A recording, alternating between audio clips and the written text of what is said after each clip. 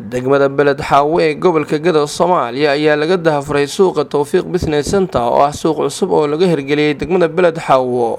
kaasi oo loo dhisay hab casri ah iyadoo suuqaasi lagu goglay dhagaxa lagu goglo dhulka ee luqadda qalaad loo yaqaan interloga. suuqan cusub ee Tawfiiq Business Center ayaa laga soo raray dalka Mareykanka sida mid ka mid ah maamulka suuqaasi uu sheegay.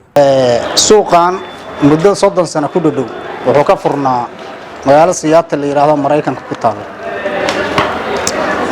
wax badan buu ka shaqeynayay boorkaas hadda meesha ku qoran Seattle buu ku dhaganaan jiray Soomaalidu badana way taqaan qurba joogta ah. haddana uu ka xirmo meesha iyada waxa loo soo wareejiyay dalkii hooyo ama degmadan Beled Xaawo walaalihii ama shirkadii meeshaas deganaydna ay hadda Ilaahay u waafajiyay inay dalkoodii hooyo ay lama huraan u yahay oo maal gashadaan marka ayagana waxaan leenahay Allah u barakeeyo hantida iyo maalka ay degmada geliyeen hadda marka Ilaahay qadaray inay soo gabagabowdo marka qurba joogta badan oo kala oo badan waxaan ugu baaqaynaa inay ku daydaan oo ayagana dalkooda ay maal gashadaan wax fara badan oo suuqyada kale oo lahayn oo casri ah ayaa lagu soo kordhiyay interlogan ku jooda ciidi iyo wixii oo dhan waa la baabi'iyay marka bushii ay gabdhaha iyo dukaanleyda ay ku rafaadi jireen waxaan isleenahay dadkii hadda guryahan dega way ka reysanayaan boor kuma soo bidahayo marka ku soo dhawaadaan leenahay shacabka reer Beled Xaawo ee ganacsatada. sidoo kale waxa isaguna goobtaasi ka hadlay xogayaha arrimaha bulshada degmada Beled Xaawo Nuur Cadaawo Baadow oo isagu suuqaasi xariga ka jaray. qolada noo dhistay meeshan sabtaha qofka haduu wax wanaagsan sameeyo wuxuu mudan yahay in loo mahad celiyo. wax fiican qofka bilaanka looga daydaa laakiin wixii xun loogama daydo. meel fiican oo alaabta lagu gadan karo la fariisan karo gaadiidka soo gali karo boor aan leen wasaq aan leen ma sha Allah waa arrin aad iyo aad loo bogaadiyay. insha Allah ta'ala waxaan leenahay Beled Xaawo nabad cid kastoo maal gashanayso soo dhawaan leenahay insha Allah ta'ala hadii Ilaahay yiraahdo buuq iyo shida iyo qabiil iyo waxas wanagama dalka dawladda joogto mas'uulka ah Ilaahay baa ku mahadsan dariska hadda noo dhow sida hadda nabad suldaanka uu sheegay awal dhulka xaggaas qaalisanaan jirtay ama guryaha laakiin maanta inta qaalisan taas maxaa keentay dawladnimada keentay nabadda keentay alxamdulillah Ilaahay noo kordhiyo moolka Tawfiiq maanta xariga ka jiri doona hadii Ilaahay yiraahdo dhulka sidoo nabaddan kuga hadlay dhulka dad badan baa hadda 200 oo boos 300 oo boos iska gatay dhulka Ilaahay baa iska leh dawladda ka mas'uul ah dawladda cidaysiisana qaadan doonta hadii Ilaahay yiraahdo ninkii maanta dawladda u yimaado dhul baan u baahan isbitaal weyn oo caalami ah furaaliya dhul baa la siinaya ana ku hadlay maamulka degmada Beled Xaawo afkeeda ana ku hadlay dhul baa la siinaya ninkii warshad noo dhisay dhul baa la siinaya ninkii noo dhisay macnaha meelo badan oo jidad noo sameeyay dhul baa la siinaya xaqiiqo insha Allah ta'ala wixii ganacsatada iyo qurba joogta waxa ugu baaqayna inay yimaadaan dhul waa la siinaya qofkii dalkan horumar ku soo kordhinay dhul waa la siinaya waa cadda taas insha Allah ta'ala inta kale ee ganacsatada iyo qurba joogta deegaanka u dhalatay ama Soomaaliyeed waxaan leenahay midaan iyo mid ka sii qurxis inay noo sameeyaan insha Allah ta'ala hadii Ilaahay yiraahdo saa ogtiima magaalada hadda hotel ma leh dadkan lacag meel u geeyo laakiin hotel hada caalami ma leh $50 hadii lagu saxan lahaa 30 hadii lagu saxan lahaa 20 hadii 10 hadii lagu saxan lahaa ma leh hotel lacagtina wallahi haystaa bur iyo sokor iyo wax la mid ah baashi soo wada rari baashi ganacsiga in la kala bagdiyo fiican yahay sida hadda meeshan loo sameeyo ujeedaan. bulshadii xarig jarka suuqaasi ka soo qayb gashay oo isugu jirtay bulshada qaybaheeda kala duwan sida culamaa diinka ganacsatada iyo waliba odayaasha dhaqanka degmada Beled Xaawo ayaa iyaguna goobtaasi ka hadlay. aniga odayaasha hore Beled Xaawo ka mid ahaa wax yar oo siiqaan ku dari doona insha Allah hadii Ilaahay yiraahdo raali hal hadalkayga yoonan ee codeysan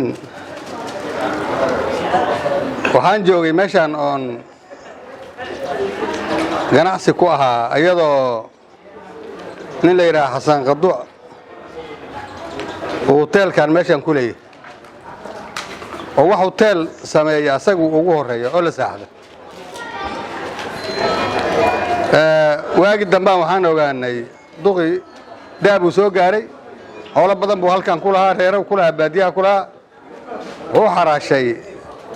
arigi uu lahaa 145 neef oo ari ah oo saamo ugu biyo sameeyna ugu baan ani ka gatay hal galab waagi dambana gurigu gaday waxaan maqlay waxa ka gatay reer gurbis qurbisna la yiraahdo caruurtiisa xagga caruurta ma aqaan hadda joogana ma aqaan laakiin duqan arki jirnay markaa waxa la dhigi jiray duqa durwaagu habeenkii hilib siiya durwaaga reer bulaha waa saa dhihi jiray waxaan rabnaa inaan macrifada inaan ka hadalnaan rabnaa duq qurbis caaw durwaagu hilib u kala yaabaa la dhihi jiray ilmaha iyo waxaasa yaadi jiray oo noo soo sheekan jiray hor duqa Allah raxmado waa dhintaan maqlay laakiin mashruucan isaga ka tagay waxa mahad mijaasale dadka inta ka dambeeyay asaga gadaashiye waxaan sameeyay ama company haadeena ama dad isku tashi ahaadeen hadda anagu meesha waxaan u naqaanaa hotelkii reer gurbis baan u naqaanaa dadka reer Badaxaawo saas u yaqaanaan in loo mahad celiyay mudan yihiin waxay ku soo kordhiyeen ganacsato qiimo badan waxay ku soo kordhiyeen wax dadka uu ku sii daydo waxaa la sameeyay center lorkana la sameeyay hadduu hadda maanta roob ku daa biyaha tartiib ka qulqulayaan waara meesha wara ka haray dad dhalinyaro fara badan oo qurux badan baa soo haray oo ganacsatay dalkeena macdantan iyo quruxdan baa ku jira hal maalgeliyo maalgashada magaalada hadda intaan dhan hotel maanta la seexdo oo weyn oo dad ay martiga ay imaado male meel isugu imaado maalgashada oo lacagta banaanka adeeysa inta ka soo hartaan reer gurbis waxaana laga soo saaray maanta kuwa ka qurux badan oo reer gurbis si bahdila guriga bahdili jiray markaan arki jirnay sameeyaan ku hanuuneynaa Allah idan barakeeyo dadka waxaan sameeyay fikirkan keenayna hadday company yihiin iyo hadday gruubya jifooyin yihiinba in loo mahad celiyay mudan yihiin in la bogaadiyay mudan yihiin in ku dayda la yiraahdo mudan yihiin dalka dadka adinka leh meesha aan qoriga la ordaynay qalinkan iyo ismahan baalka makrofka oo la dhacay shamintada ka hal buuxiyaan leenahay ilaahayna ha in barakeeyo annaguna aad iyo aad baan u soo dhaweynaynaa garab taaganahay dadka dibadda joogana oo dadka banaanka joogana dalkiina maalgashada waxa lama huraan caws jilaal lama huraan way waxaan huraaya oo hurayna waa dalkiina waxaan hadda la socdaa aniga nin oday oo magaalooyinkan Badaxaawo halka ka dhow guriga madheer ku yaalay midka halkan ku yaalo waxa qaalisan midka halkan ku yaal laashaha keenaysa ogow hidda masha arto dhulkaas oo wada mutreel waa wax la yiraahdo wada laami waxa ka qaali ka dhigay maxaa waaye waa mulkiyadda way marka dalkanaga hal la dhiso hal soo maalgashada anaguna gacmo faran baan ku soo dhaweynaynaa qof kasta oo dhul doonayana qolada maamulka iyo degmada waxaan leenahay war gacan bir siiyo dhul siiya dadka dhul siiya dadka waxay qalbigooda ku soo noqon karaan markii dhul dadka ku soo noqdo dadkan qurbay aadeen waa dad ayagoo yar tagay dal baad leedihiin waa maqlayaan laakiin ma qabaan qalbigooda ma jiro dadka dal siiya dalka adinka ka mas'uul ilaahayna qiyaamo in kula xisaabtamaya waxaan arkaysaa hal qof oo iska oodanayaa 200 boos 300 boos oo wixii naga dhaxeeyay weeye dadka dhulku u qaybiya maamulkeena degmada arintaas aad iyo aad baan u boorinaynaa maanta xafladan waa xaflad maxaan ku radaa mina market oo rug ganacsi oo tawfiiq oo ku soo korodhay magaalada Badaxaawo waa arrin aad muhiim u ah waa arrin sharaf leh waa bilic iyo qurux magaalada ku soo siyaaday innaguna hadaan nahay odayaasha dhaqanka raali baan ka nahay waa wax loo baahnaa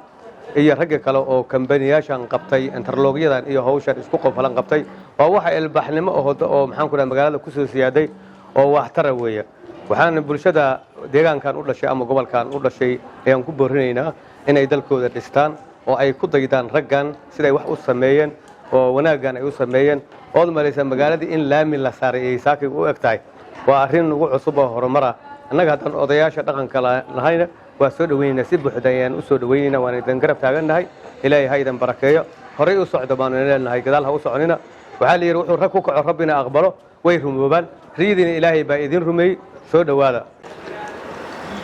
rugtan ganacsiga ee tawfiiq ku soo kortay degmada Badaxaawo waxaan halkan hambaliya leeyahay dadka walaalaha ah oo fikradoodii iyo maskaxdoodii ku soo kordhiyay degmada Badaxaawo waxaan leenahay hambaliyo anoo ku hadlayo guddiga ganacsiga degmada Badaxaawo waa soo dhaweynaa waxa kale inta ku daraya cid kasta oo danaynaysa degmada Badaxaawo 1960 ama 55 dadka Soomaaliyeed oo guryaha ka dhistay guryahoodii way leeyihiin wali cid ka qaadata ma jirto inaad maalgashataan degmada beled xaawo ayaan ugu soo dhaweynaynaa si xushmad loo sharaf leh ugu soo dhaweynaynaa dadka maanta xafladan mataqaanaa dhigtay furay hantidan iyo maalgashigan ku aragsan degmada beled xaawo furay hambalyo leena hambalyo cid kasta oo maqlaysana maalgashiga beled xaawo waa furan yahay anoo ku hadlaya codka ganacsiga si buuxda ayaan u soo dhaweyn doonaa marka labaadna nabiga maxamed aan ku sallallahu alayhi salaatu wasalaam kolley waxaan u malaynayaa hadal meeshan kuma dhinno wixii war la sheegi lahaayna waa la sheegay wixii laga hambalyeyn lahaayna waa laga hambalyeey marka koobaad waxaan u mahadcelinaynaa dadkii haddee kolley dhulkan waan isla naqaanay reer beled xaawo aan ahayn qaabkiisii hore iyo sidii hore u dhisnay waa isla garan jirnay saakay wejigaa dadkii u bedelay baan horta marka koowaad u mahadcelinaynaa haddee kolley waxay ku doonayaan waa inay ku faa'iidaan horta faa'iido khayr qabta Allah ka siiyo ayagana haddee kuwii kolley horumar ballaaran ku tilaabsan Allah ka dhigo waxaan leenahay inta kalena waxaan ugu baaqaynaa kolley reer beled xaawo adduunka dacaladiisa ay joogaan goobahan iyo goobo ka sii muhiimsan tan oo kale hadda waa wejigaan hadda qaabka loo dhisay waa nagu cusub yahay aan reer beled xaawana waa mool nagu cusub qaabka dhulkiisa iyo bulkeetiga la saaray iyo sidoo biyo rag u leeyahay waxaad moodaa mool nagu cusub inuu yahay waxaan leenahay marka inta kalena ha ku dhiiradeena degmada Afrikada awal ay u dhisneed oo dhan hal la bedelo cid ilaahay wax siiyo dhan ha maalgashato hadda kolley annaguna mar walba waxaan u hambaleynaynaa ganacsatada degmada wax wanaagsan ku soo kordhiso waanu idin ducaynaynaa waan idin garab taaganahay wassalaamu calaykum waraxmatullaahi wabarakaatuh suuqan tawfiiq ganacsatadii ay maskaxdooda ka soo maaxatay ilaahayna uu waafajiyey inay dalkooda dhexdiisa ka dhistaan mahad labaadoo majaasaan u celinaynaa intaas bacdigeed annagu maanta waxaan mudannahay inaan ku kordhino inaan u mahadnaqno una ducayno suuqu inuu noqdo mid baraka leh waxaa kaloo rabnaa inaan baaq dheer ku gaarsiinno ganacsatada qurbaha jirto dalkoodu nabadgelyo ay ku maalgashadaan iyo dhul ay maalgashadaan iyo dad jecel ayaga inay ka soo dambeeyaan oo sugahayaan kuna soo dhiiradaanna baaq baan ugu diraynaa inta maqan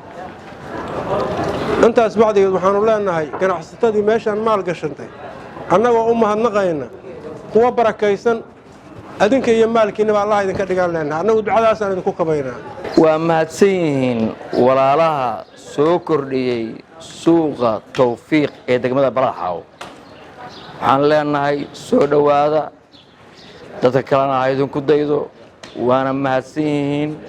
waxay soo kordhiyeen dhismo fiican oo ku dayasho mudan waxaan leenahay walaalaha kaleeto oo qurbada jirtaana ha ku daydaan qurbaha jiraana ha ku daydaan suuq tawfiiq ee degmada beled xaawo ganacsatada laftigeeda waxaan leenahay bal isku daya suuqaan oo kale dhowr meelood inaad ka samaysaan waa soo dhaweynaynaa aad iyo aad bay u mahadsan yihiin qofka qurbaha joogaan hadda dhibbooba iska qabaa maadaama la sheegay suuqaanu meeshuu ka furnaa in la xiray wuxuu u soo wareegay waddankiisii iyo dalkiisii iyo dadkiisii iyo ciiddiisii aad baan u soo dhaweynaynaa wasalaamu calaykum